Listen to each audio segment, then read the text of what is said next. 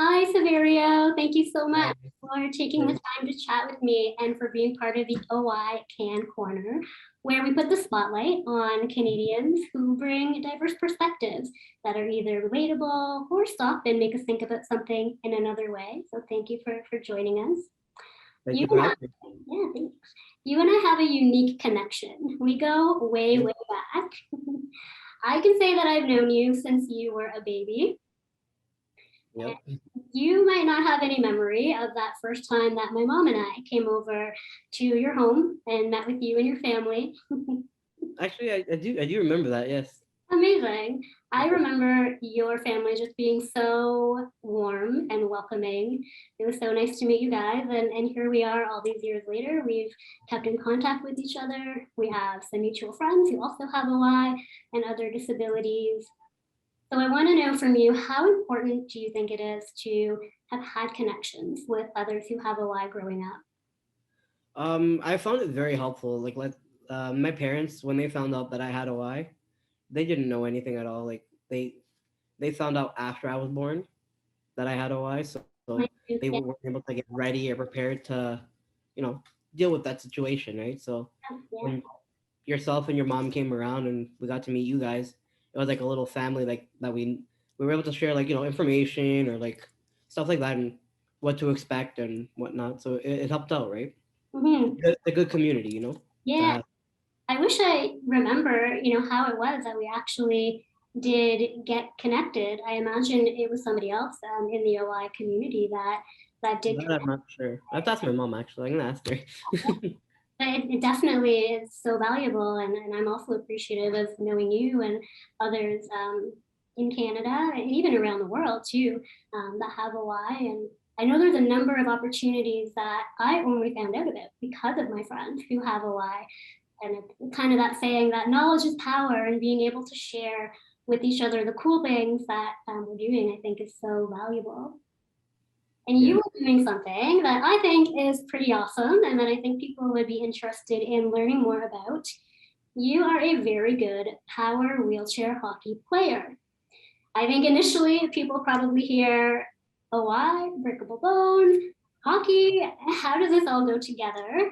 So, can you tell us a bit more about what is power wheelchair hockey? How is it played? How does it differ from traditional ice hockey? Okay, so when people usually hear like when I play hockey, they automatically assume sledge hockey because that's what they see on TV or that's what they see promoted quite a bit, which is sledge hockey. But so power hockey is hockey that you play in your power wheelchair. And in some leagues, if you don't have a power wheelchair, they actually provide one for you to play like during the year, like during that time that you're there.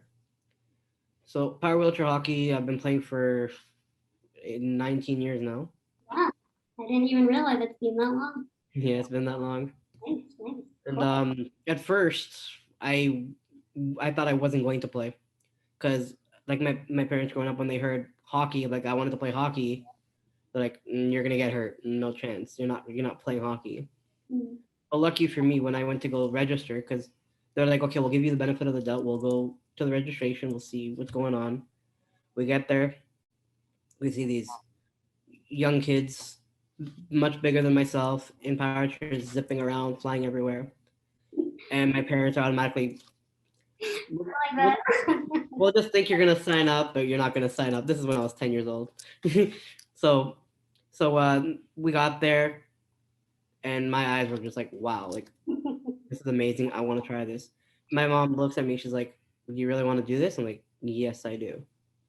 She's like, "But you're gonna get hurt." I'm like, "I'm not gonna get hurt. I know my limits." Mhm, mhm. So my parents weren't too thrilled on me wanting to sign up, but luckily, um, one of the general managers at the time, Paul McDougall, he saw us. He came up to us and welcomed us to the league and told us a little bit about the hockey league and stuff and what my disability was. And I mentioned to him I have osteogenesis imperfecta. My parents, they talked about, yeah, we're worried about him getting hurt and all that stuff. And a fellow friend of ours, actually, Michelle Dubele, she's been playing for many years, and he told us about her. And she actually represented Team Canada in one of the worlds. Oh, So wow, he showed us, yeah, representation. he showed us a little video clip about her. Nice. and it helped ease my parents into, okay, we'll make them try. And ever since then, it's just been a breeze, and I've loved every minute of it. So there's another example of just how valuable it was to have somebody who had a why that was kind of paving the way and was an example to you Hmm. and your parents that, okay, somebody else is doing this. Maybe it's possible. Sometimes, like, we're the first person to try something, but it's Yep. not when somebody else has already kind of been through that to help make us feel a bit more comfortable that, oh, this is actually something that maybe I can do. Yeah, but it was nice to hear like somebody else with our disability, because we don't hear a lot of people with our disability, Yeah, and but like to see somebody do that, be like, I can do that too. yeah, To not only knowing about Michelle at the beginning, but a couple of years later, Michelle ended up actually being my coach nice, nice. Yeah, for a couple of years. yeah. And then another fellow friend of ours, Diane, ended up being my coach as well, and she also has OI. And they're both amazing people to get to know, and as to grow up with support with other people with our disability. Yeah, And I've actually made a lot of connections in other places as well, like in the States, with yep, people with our disability that play wheelchair hockey as well, right.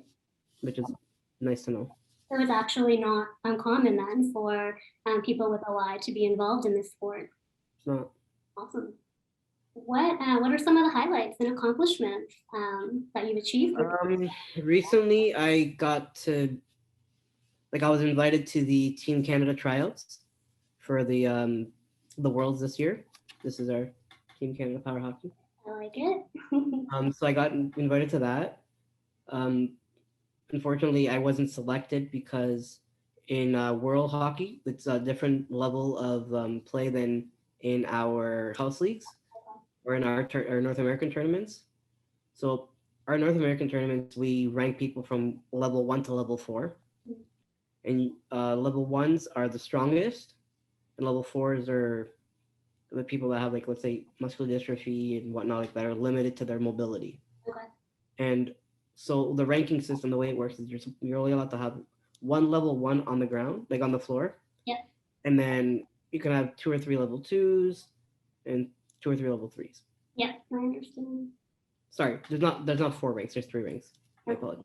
And level 3s, you're supposed to have at least one, not including the goalie, which is a level 3 as well. Okay. Yeah. So that I'm a level 2. I'm not like the strongest, but I'm not a level 3. So that is how we play our North American. And I believe in the European way, there are 4. So Okay. the strongest player is a level 4, Thank you. and then there's level 3s, level 2s, and level 1s. And for that, I think you're supposed to have a total of 9 points on the floor Yeah. or something like that. So in order to have 5 players or 6 players on the floor, you can't have that many players that are strong. You have So to there's go players for who are less like. So we have one player that's already a number 4, like he's like the top one, right? So he's like a number 4 already. right. So we have five points to play with. Yeah. Yeah. You have to be So strategic. to put myself, that's like, I say, a number 2 or a number 3, that'll be 7 or at least 6. Yeah. So you don't have a lot of points to work with. Right. So you're very limited to how many players with like a stronger, Right. not just skill level, not really skill level, but like stronger physically, Right. Right. Right. based on your physicalness. Yeah, Yeah. it's based on that Right. So where the level is at. so that point system kind of helps to ensure like an equal Fair playing play. field across Fair play. teams, right? Yeah, I've heard that too. I think in some other adaptive sports like wheelchair. Basketball, I believe, does the exact same thing Yeah. with Mhm. Okay. the Have, point system. have you traveled internationally or within Canada? Internationally, I have not yet. I was supposed to go to Australia a couple of years back, but I got into a little accident, and that stopped me from being Oh, able to travel. that's bad timing. Yeah. And So yeah, things have just been shut down too a little bit the last couple of yeah. years. So hopefully there's more opportunities. I'm Oh, sure. for sure. There's always opportunities, Yeah. and but I did travel to places in North America. I've been to Detroit, Michigan. I've been to Minnesota. I've been to Philadelphia, Ottawa a couple times. And I bet it's a good rapport that you have with the other team members, and probably like a family that you've come to Oh, develop with your 100%. teammates. We're a very tight knit group, and Yep. it's like our little family, like you said. Like we do a lot of things out of hockey as well that we do Yeah. together, which is nice. I like it. What advice would you give to people with a lot who want to become involved in sport or recreation, but maybe they don't know where to start or they aren't sure like what's best suited for them? I always say never say no because of your disability.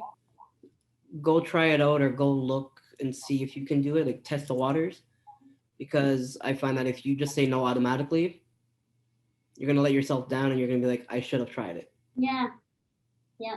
I agree with that. I think it's hard just to give an automatic, like hard Mhm. no, because there's probably things that we didn't really know about or, ways to adapt something. And maybe in the end it doesn't work out. But yeah, it's usually worth more of a look, right? And I like what you said earlier on too, that we probably know ourselves best. So I think, if we feel like, yes, I can make this work, we're usually right about that. Yeah. We know Yeah. ourselves, we know our bodies. Awesome. Well, thank you. Thank you for sharing more about power wheelchair hockey. I bet it does inspire somebody out there in the community to maybe look more specifically at this sport, or at Yep. least inspires people to look at other opportunities that are out there, maybe something that they've had on their mind they want to try, but have been a little bit hesitant to now say, all right, well, maybe I can give this a go. Maybe there's somebody out there who's already done it and Yep. that can help You, me ne- out. you never know. Yeah. Like I didn't know until I showed up to the hockey league that there was players with our disability that was playing hockey already. Right. Really cool. All right, thank you. We'll talk to you later. Thank you, and thank you for having me. Yeah, bye.